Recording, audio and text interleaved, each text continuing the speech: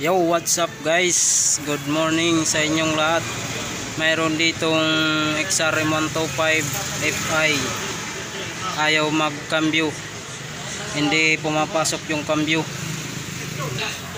Yan guys, yung primera sumasabit siya po. Pumapasok siya sa primera. Yan.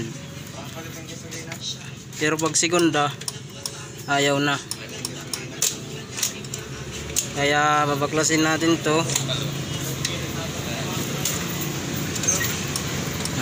Ayaw na. Kaya babaklasin natin yung side dito sa kabilang, dito sa may bandang lining, para makita natin dito yung kung ano ang may problema ba dito sa loob. Let's go. Ayun guys, nabaklas na natin yung side.